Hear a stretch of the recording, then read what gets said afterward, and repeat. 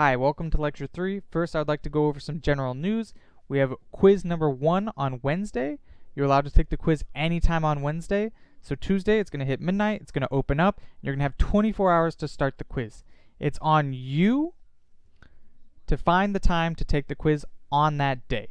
You're going to have 30 minutes to finish the quiz. Once you start it, you cannot stop midway. So make sure you're going to be uninterrupted during those 30 minutes. If you need to stay up on Tuesday to take the quiz, then stay up. If you need to wake up a bit earlier on Wednesday, then stay up. Do whatever you have to do to take the quiz. It's going to be 15 problems, so make sure to pace yourself. You have about 2 minutes per problem. Now let's begin Lecture 3. We're going to be going over Chapter 15, Unemployment. We all know unemployment is bad. It's terrible. Nobody wants to be unemployed, and we don't want people to be unemployed. When people are working, they're happier, and as a society, we have a higher GDP, production is higher, it's better for people to be working. We want people to be working, and most people, as individuals, want to work in some way. Now, unemployment is always there. No matter what we do, we're always faced with unemployment. And it breaks down into two issues. We have long-run unemployment, and we have short-run unemployment. Long-run unemployment, we call it the natural rate of unemployment. It's the rate of unemployment an economy normally faces. The short-run unemployment refers to the cyclical unemployment. It refers to the year-to-year fluctuations of unemployment. Now let's start with how unemployment is measured. How do we figure out what this darn thing is? Well, the Bureau of Labor Statistics every month publishes data. It tells us what our unemployment rate is, what our employment rate is, and what our labor force participation rate is, and so on. So we have these three categories. We place each person into one of these three categories. We say they are employed. If you're employed, you are working for a business, maybe full-time, maybe part-time, or you're an entrepreneur, you have your own business, you're selling stuff at a swap meet, selling stuff out of your garage, or maybe you have your own business like a restaurant.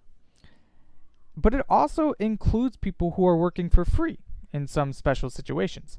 Let's say I'm working for my brother at his restaurant.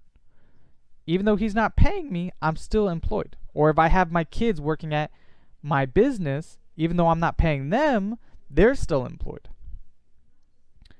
It's a very specific situation, but those people are considered to be employed. Now, unemployed people are people who do not have jobs.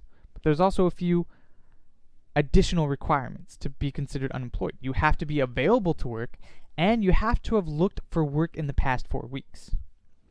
Now, if you're not in any of these two categories, you're going to be in the third category. You're not going to be in the labor force. To not be included in the labor force, you can't be employed, and you aren't going to be unemployed. Now, we can use the data that the BLS publishes to calculate certain statistics. We have the labor force, and these are going to be some equations. Labor force going to be equal to the employed plus the unemployed. We're also going to have the unemployment rate.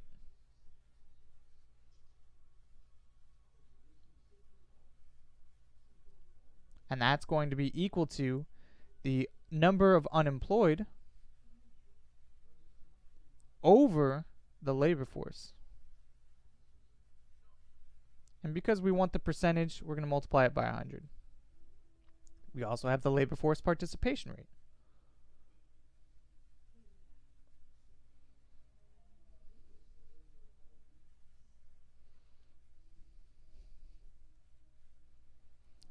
This is going to be equal to the labor force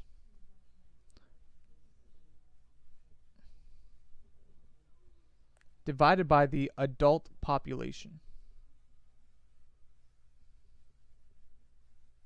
And again, we want the percentage, so we're going to multiply by 100. Well, let's use 2019's data and numbers to actually calculate some of these statistics.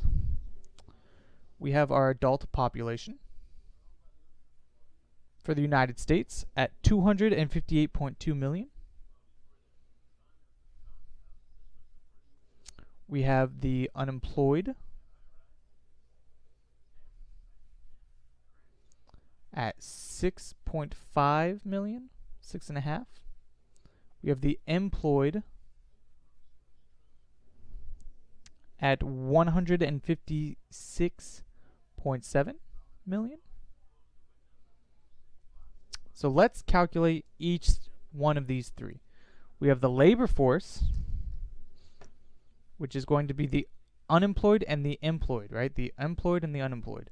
So we're going to add these two numbers, 156.7 plus 6.5. That's going to be 163.2 million. And that's going to be our labor force.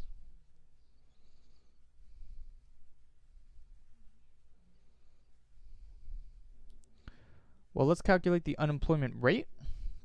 That's going to be the 6.5 million plus the labor force we just calculated. So that's going to be 6.5 divided by 163.2 times 100. That's going to be roughly 4%. That's our unemployment rate. Unemployment rate. Let's also calculate the labor force participation rate. So that's labor force divided by adult population. Our labor force is 163.2 divided by adult population, which is 258.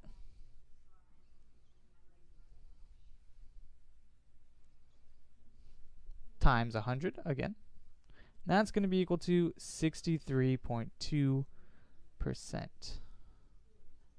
It's going to be labor force participation rate. So 63.2%. That means over a third of the people aren't working and they're not looking for work. Who are these people? Well, that includes retirees, people who have worked for the past 50 years and they decided they're done with it. They're just going to enjoy the rest of their life. They're going to enjoy their time. They're going to enjoy their leisure. It also includes students. If you're a student, you're not considered employed. You're not considered unemployed. You're just not in the labor force. It also includes discouraged workers. Now, a discouraged worker is somebody who used to be unemployed, kept looking for work, and he could not find work for the life of him, and he just got so tired of the job search, he just dropped out. He just dropped out of labor force, decided, I'm not going to bother, not going to look for work. Maybe if work comes to me, I'll work, but I just don't care at this point. Now those are the statistics. Those are the three categories. We had unemployment or unemployed, employed, and the not in the labor force. Those are the three categories people are placed into. Is this a good measure of unemployment? Well, the Bureau of Labor Statistics says maybe it's not enough. Maybe we want more measures. We want more qualifications. And we can see in this book that they actually have 6 other additional measures of unemployment. They have U1 through U6. You can take a look at them in the book. They're also in the PowerPoint. Now, we won't be going too much into them. They're not super important, but if you want to take a look and see, and if we can measure this, and why not, right? That's good data to have. It's more information about our economy, and that's good to have. Now, let's look at the natural rate of unemployment and the cyclical rate of unemployment. Now, the natural rate of unemployment is an unemployment that will not go away on its own, even in the long run. It doesn't mean that this is an ideal number, and it doesn't mean that it can't be influenced or changed. We also have short-run unemployment. Short-run unemployment is what we call cyclical unemployment. It is short-term, and it usually goes away by itself. If you just give it enough time, it's just going to disappear. It's going to dissipate, and you're just going to go back to the natural rate of unemployment. So let's look at a graph in the book. It's also in the PowerPoints if you want to look in the PowerPoints. Might be easier to see, but on the y-axis, we have the percent of the labor force, and on the x-axis, we have the year. Now, we can see this pretty stationary line. This is called the natural rate of unemployment. This red line is the unemployment rate. This is the month-to-month data that the Bureau of Labor Statistics puts out. As you can see, the month-to-month Bureau unemployment rate changes pretty drastically. It goes up and then it goes down, and it goes up and then it goes down, and it's changing very, very much. And this blue line, it doesn't change as much. It's pretty standard. It does decrease a little bit over time, but for the most part, it's very static. It will not move. Well, that's because this red line is the cyclical number of unemployment. So it's what we see when we open the newspaper. It changes basically all the time. And this relationship might be a little similar to something we discussed earlier, and is in fact actually very much tied to it. So let's look at this peak. What's happening here? Well, this is around 2008, 2009. Was there a significant event around that time? Yeah, there was a big one. It was called the Great Recession. It was a huge economic downturn and unemployment spiked. Well, this is related to the business cycle that we were discussing in the previous lecture, or if not, then the first lecture. The business cycle has this same fluctuation.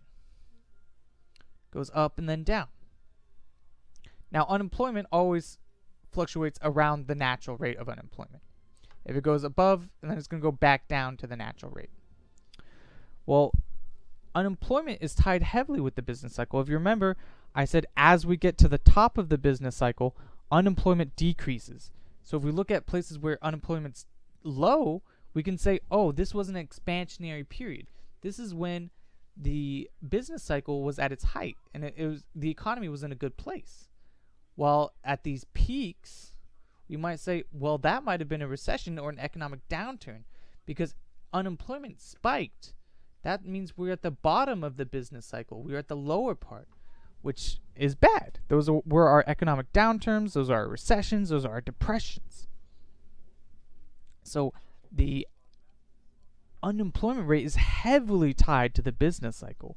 That's our frictional and our cyclical unemployment. It goes up and down. Now, the labor force participation we can look at for men and women. It's a good example of how the labor force participation rate changes over the years. Now, 100 years ago, the women produced goods and services at the house. And over the past 100 years, that's changed. They've increasingly joined the market of labor, the labor market. They went out and they wanted to get some jobs. There are a few reasons for this. One possible reason was technology increased. As dishwashers became more common, as washing and dryer machines became more common, as vacuums became more common, you didn't need to spend as much time at the house, so you could spend more time in the market for labor. Well, that's not it. Well, not entirely. That might be one reason, but there are also social and political reasons. And, 100 years ago, 101 years ago, women just got the right to vote. And they began participating more and more in the labor market ever since. In the 1940s, the men at the time went off to fight World War II. Women stepped up. This is evident with Rosie the Riveter. She was propaganda to try and get more women to join the market for labor because we needed more labor. And women did step up. They decided to work in the factories and help out the economy. And you know what? They were really good at their jobs, and they actually really liked to work. And ever since then, it's just been an upward trajectory.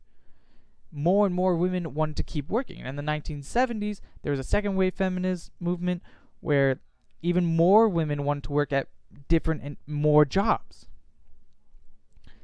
And as that increased, as socially and politically we changed, the labor force composition also changed. More and more women kept working.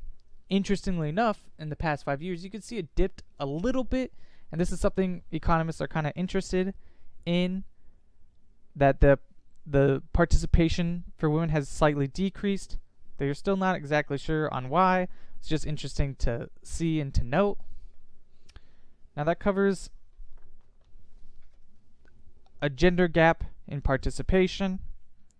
Now let's go on to structural and frictional unemployment. Now structural unemployment is going to be longer spells of unemployment.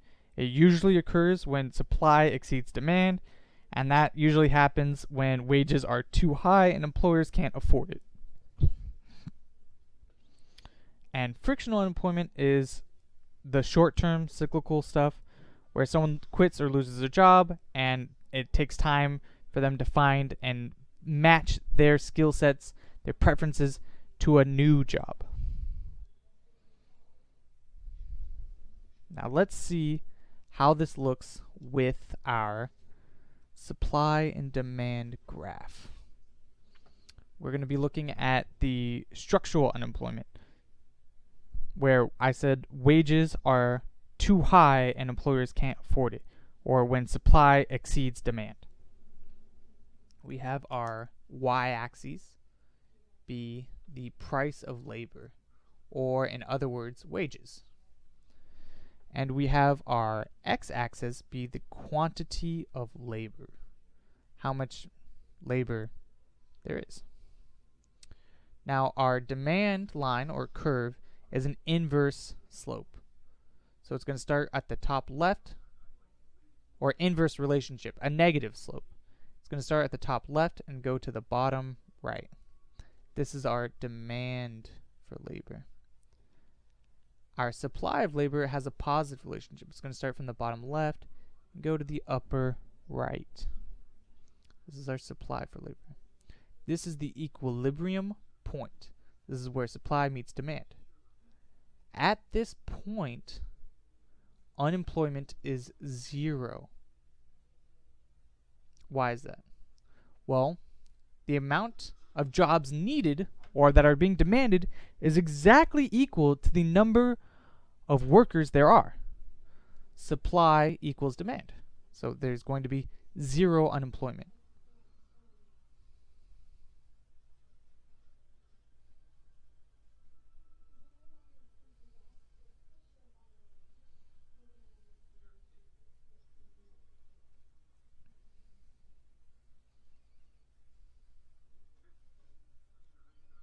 Oh.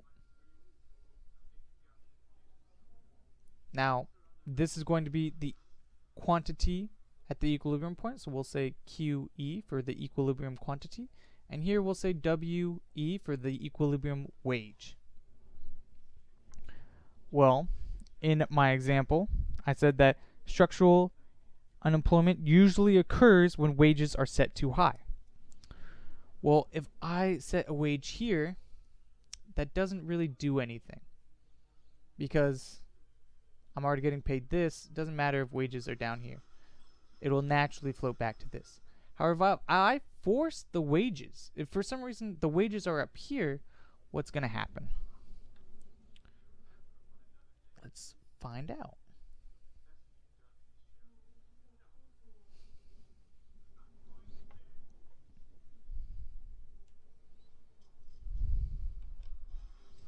Let's see if I can maybe make it a little bit more clear, easier to see. We'll set this at WH for a high wage. And where is the quantity demanded at this point? At this wage, where is quantity demanded? Well, it's going to be here. It's going to be where this wage meets the demand line. It's going to be at this point.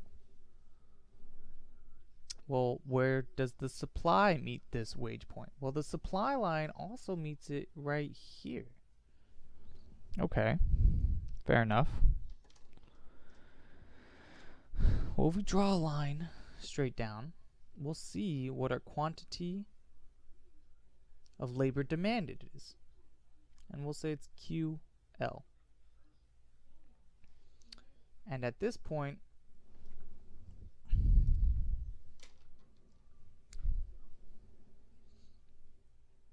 we'll draw a line straight down and see QH. So this is QH is the quantity supplied.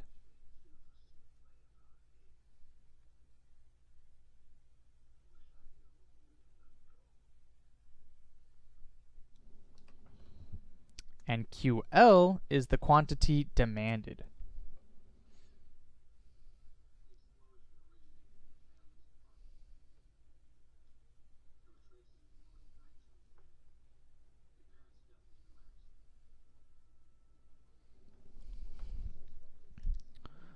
Well, we know where these two axes meet is 0.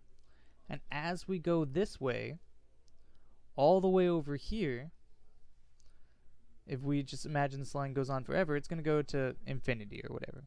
So as you go from left to right, the numbers get bigger. Well, that means that QL is going to be smaller than QH. Smaller than QH. So the quantity demanded is smaller than the quantity supplied. Quantity demanded smaller than the quantity supplied. Well, if there's an excess of supply, there's more supply that's demanded, that's going to be unemployment. So this difference is unemployment. Structural unemployment. Because these people can't find jobs. There aren't enough jobs for these people to work.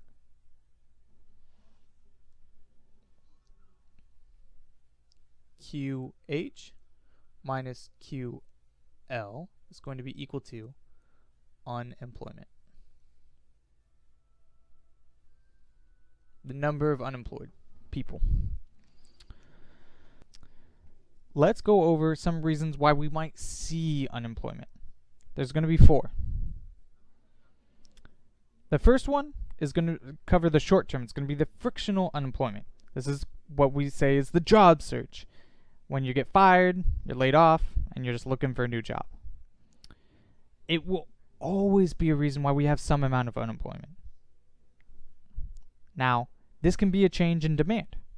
If demand switches from General Motors, cars, vehicles, to Ford vehicles, then General Motors is going to lay off people because they just lost business.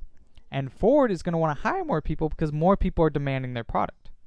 This is going to create frictional unemployment. While people from GM, General Motors, are going to be looking for jobs, it's going to take some time. And maybe Ford puts out some applications. Maybe they apply to Ford. Well, Ford is going to take some time to decide who to hire. This time that it takes is the frictional unemployment. It's the short term. If you just wait a little bit, all those people will find jobs. Now, let's talk about unemployment insurance. Unemployment insurance is going to increase the amount of frictional unemployment. If you recall to lecture 1, and I believe it was principle 4, people respond to incentives. Well, unemployment insurance lessens or decentivizes people to search for jobs. If I am a person and I just get fired and there's no unemployment insurance, I need to provide for myself, maybe my family, so I have to find a job right away.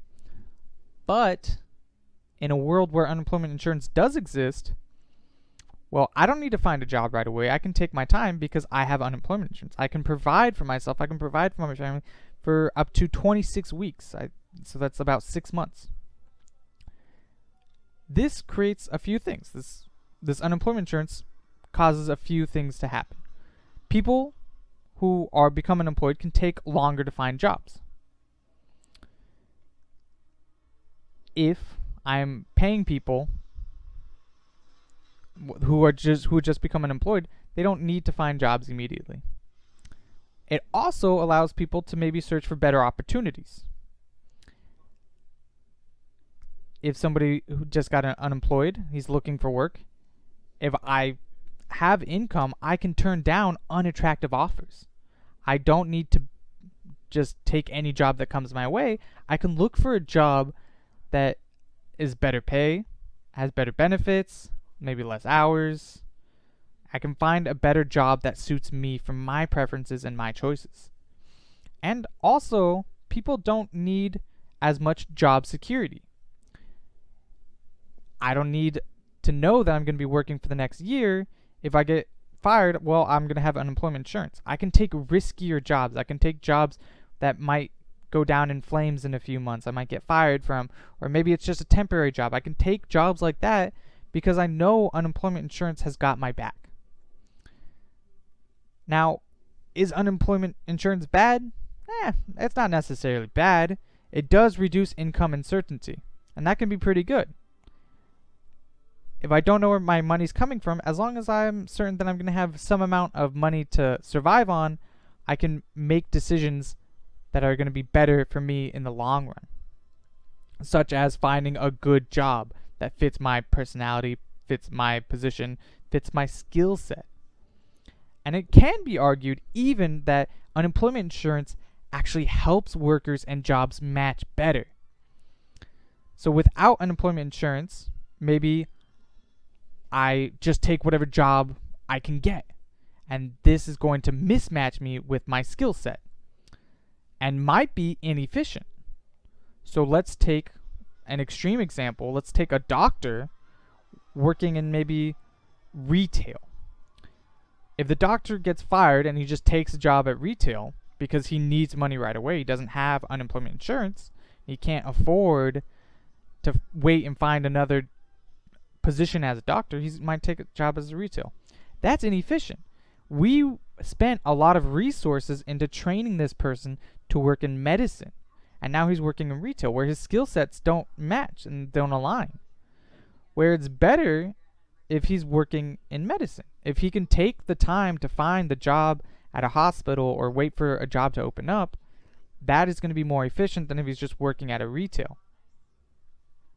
That also works if he was working in business, or if he's working in food or industry or hospitality. We want people to have jobs that match with their skill set because it's going to be more efficient for the economy as a whole. Now, that covers the frictional unemployment, why we might see unemployment in those cases, and why frictional unemployment might last longer than normal. Let's look at how minimum wage affects unemployment. We kind of already covered it in this diagram. Well, let's first think about what is the goal of minimum wage. The goal of minimum wage is to increase the wages earned by people who are earning the minimum wage currently, or people who are earning low wages. Well, the only way minimum wage is effective is if it is above the equilibrium point. If I set the minimum wage here at this point, then that's going to be inefficient because I'm already earning more than the minimum wage. Let's say I'm a waiter and I'm working at a restaurant, I'm making $20 an hour. If somebody sets the minimum wage in my city or my state at $10 an hour, what do I care? I'm already making $20. I don't care if you set it at $10. I'm making way above that.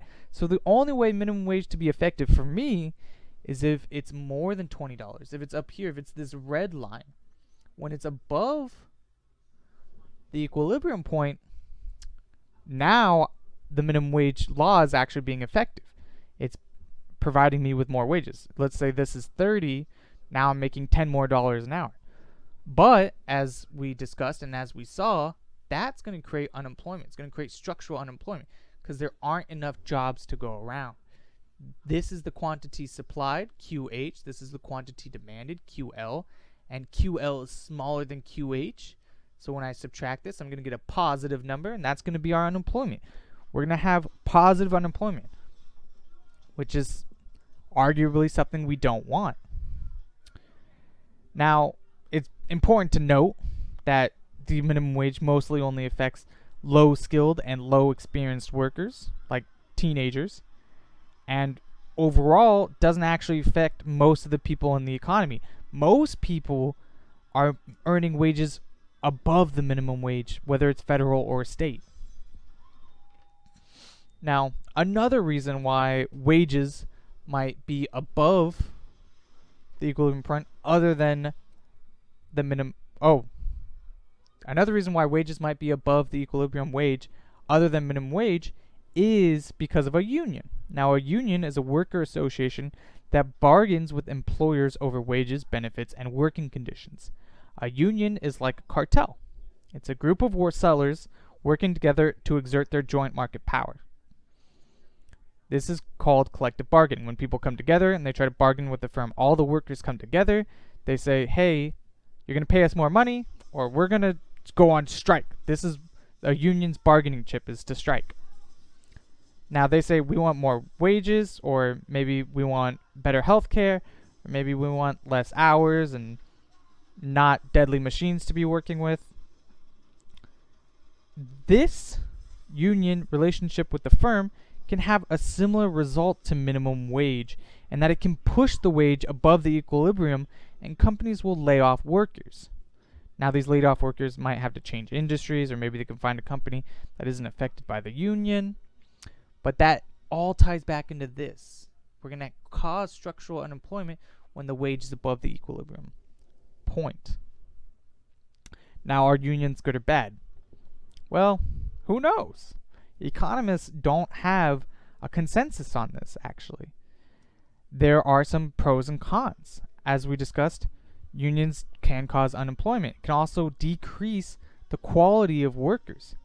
However, if we take extreme case, again, a monopsony, which is when there's only one firm that hires people. If you think of a company town, let's imagine there's one town or one city, and there's only one business. Let's say it's an automobile industry. This has actually happened in real life, where there's only one factory or one production center in a city.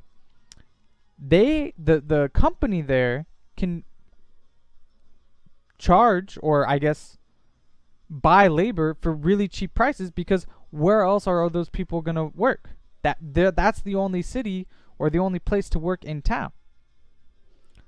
So in that situation, a union is wonderful, because a union says, hey, we'll strike, and when we strike, you're going to lose profits, you're going to lose production, and you're going to be unhappy. So if we can bind together all these workers, we now have market power, where before only the firm had market power. Now, the U.S. has had different relationships with unions over time. About 100 years ago, there wasn't much union membership, but in the 30s and the 40s, we increased our union membership up to 33% at one point, about a third. And I mean, now it's down to about 11%.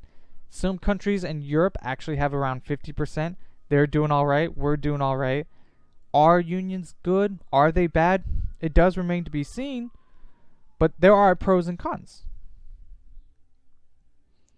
Now, the last reason we might see structural unemployment, why we might see wages again above this equilibrium point, is called efficiency wages.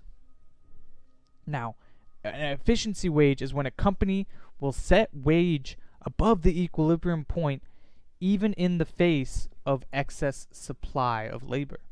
Now, why would they do this? I mean, they could just pay the equilibrium wage, and that's a lower rate, and they would have more workers, and that might be better off for them. Well, why would they set this wage higher than this equilibrium point? Well, I present to you guys a really cool case study. It's in the book.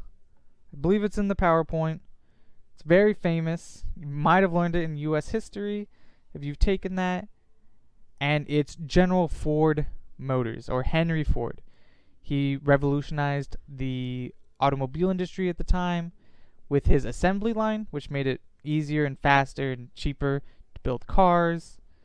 And also, I believe it was the Ford Model T that he created that was made on the assembly line that was able to be mass produced very easily and cheaply.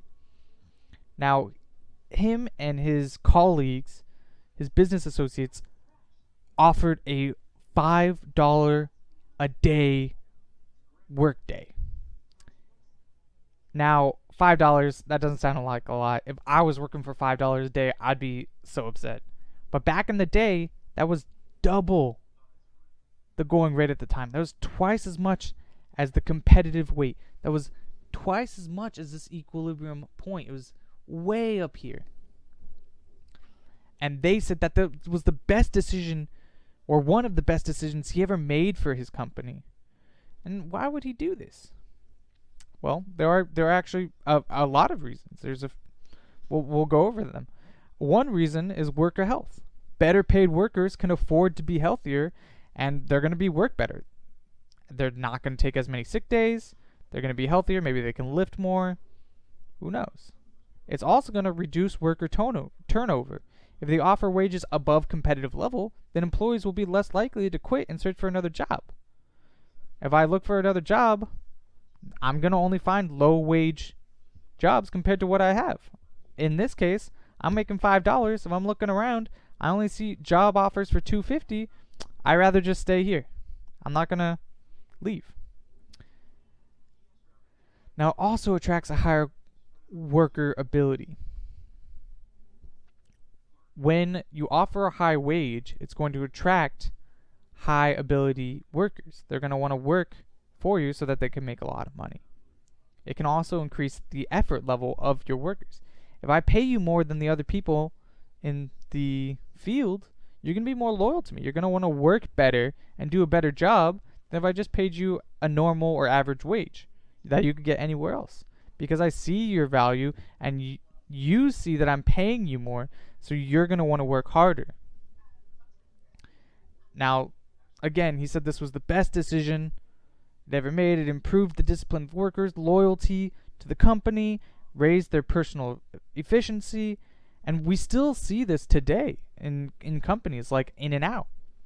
In-N-Out offers managers up to $160,000 a year to manage a restaurant, and that's a lot more than most places will pay for managers. That's a lot more than the going rate, and that's to have really good managers. Efficiency, loyalty, less turnover. Having management problems is a huge problem. You want good managers, and you don't want them to be quitting all the time. When you have an institution where managers are switching out in and out all the time, that's a problem, and it causes a lot of mayhem in the company, and they can't do as well when the turnover is so high. So that's going to cover lecture 3. I know it may have been short. I was kind of talking a little bit fast. I just want to say thank you guys. I've really been enjoying myself so far. Let me know if you have any questions. I haven't gotten too many. Maybe you guys are getting the material well. I hope that's the case. But I am happy to help. Let me know if you guys prefer this style. I know I didn't have a lot to write today. If you want me to get a whiteboard and standing up, I can try that. You know, let me know what you prefer. This is your classes and your specific person learning experience. I'm just a facilitator. I'm just here to help you guys. I want you to have the best experience you can. And I want you to understand and like the material. I hope you like it as much as I do. I love this stuff. So I don't mind talking about it day and night. If you want to message me, please do. If you have questions, again, please do. I'm going to have Zoom meetings. Hopefully I would have already had one at this point. Please come to them. You don't have to. They're not required. But if you're interested in talking to me, or you have questions, even questions not related to this quest or class, as long as they're economic questions, that is a great place to do so. Of course, you can still message me as well. Email, Canvas notifications, however you can. Make sure to do the homework. Take the quiz. And think about the paper. It isn't due till the end of the semester. Just a reminder. Keep in mind the topics that we're discussing, maybe what you can do for a paper. I will see you next week for lecture 4.